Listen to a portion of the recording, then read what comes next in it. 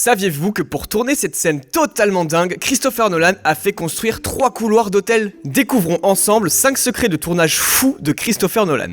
Dans Interstellar, Matthew McConaughey plonge à un moment du film dans un trou noir. Il se retrouve alors dans une nouvelle dimension en forme de Tesseract. En traversant celui-ci, il voyage dans le temps. Cette séquence inoubliable a été un véritable défi pour Christopher Nolan et son équipe. Comment rendre compréhensible et visible un concept très abstrait? Eh bien, en construisant réellement cet espace sur le plateau de tournage, tout simplement. Le décor du Tesseract, absolument impressionnant, était haut de 3 étages avec plusieurs versions de la même pièce au sein de celui-ci. Les meubles présents dans la chambre, comme par exemple le lit, étaient construits dans des dimensions différentes afin de mieux jouer avec la perception du spectateur. Les arrière-plans du décor étaient composés de lignes interminables afin d'étirer au maximum les formes et les couleurs de la séquence. Enfin, Matthew McConaughey était littéralement suspendu à un harnais pendant le tournage de la scène afin de recréer au mieux la gravité très spéciale de ce lieu abstrait et mystérieux. Christopher Nolan est un réalisateur qui fuit au maximum les CGI, préférant les effets live directement sur le plateau. Et quand on voit le résultat sur grand écran, on ne peut que valider cette décision.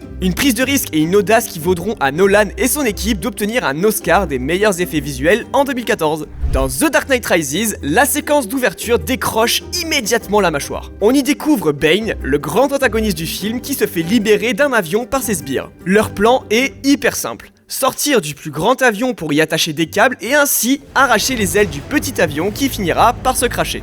L'heure n'est pas à la peur. Cela viendra plus tard.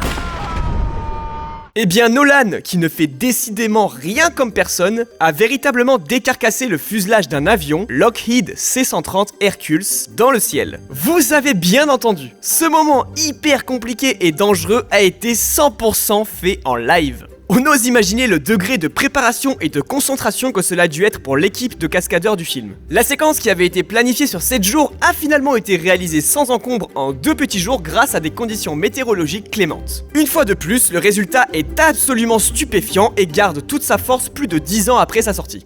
Est-ce que tu meurs si je t'enlève ce truc? Ce serait extrêmement douloureux. T'es un mec costaud. Pour toi. Et on reste dans les avions avec cette séquence issue du film Tenet. Pour ceux qui ont vu le film, vous vous souvenez probablement de la scène totalement dingue où un avion au sol se crache violemment contre un entrepôt.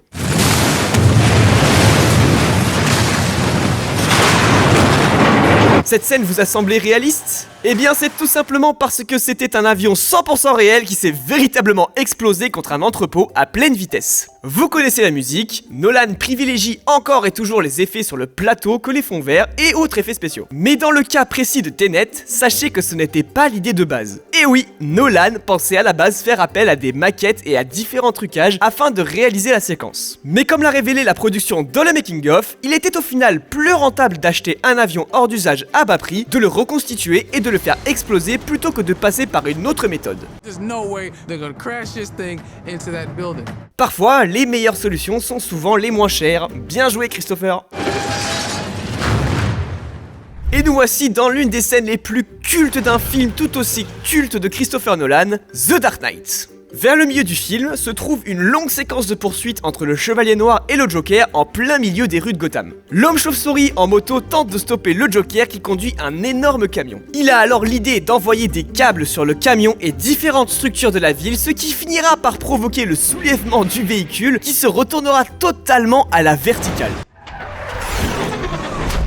Vous le savez d'avance si vous écoutez attentivement cette vidéo, Christopher Nolan a bien sûr voulu filmer la scène sans aucun trucage numérique pour renforcer la véracité de la séquence. Pour parvenir au résultat souhaité, l'équipe technique a dû s'arracher les cheveux. Comment maîtriser à l'avance un accident par définition imprévisible ? Eh bien en répétant encore et encore pour calculer exactement le point d'impact du camion. Nolan et son équipe ont répété 6 semaines la cascade sur un terrain vague de Chicago afin de s'entraîner au maximum. Le secret de leur préparation ? Placer de la TNT au bon endroit au bon moment pour simuler une explosion et surtout utiliser un énorme piston jaillissant du sol pour donner la force nécessaire au camion de se retourner de la bonne manière et dans le bon angle. La gravité et le talent du cinéaste font le reste. Pour se couvrir au maximum lors du tournage de cette séquence extrêmement coûteuse, 7 caméras ont été utilisées sur le tournage, dont 4 caméras IMAX, histoire d'avoir le retournement du camion sous tous les angles. Une séquence inoubliable pour un film qui l'est tout autant.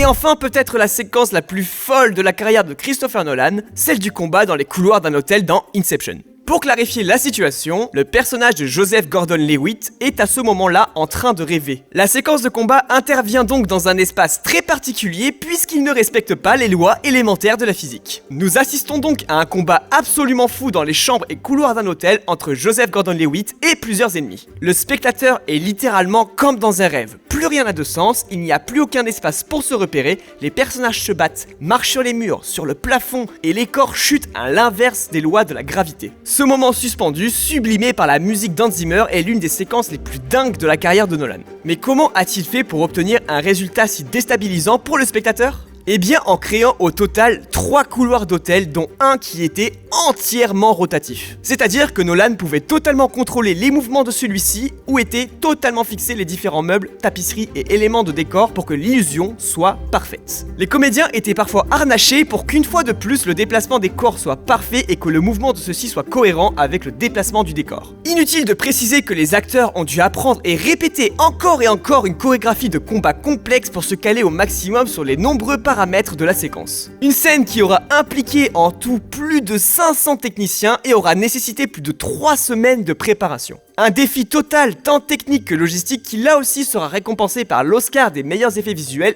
en 2010. Et quand on voit le résultat final, on ne peut que saluer cette décision.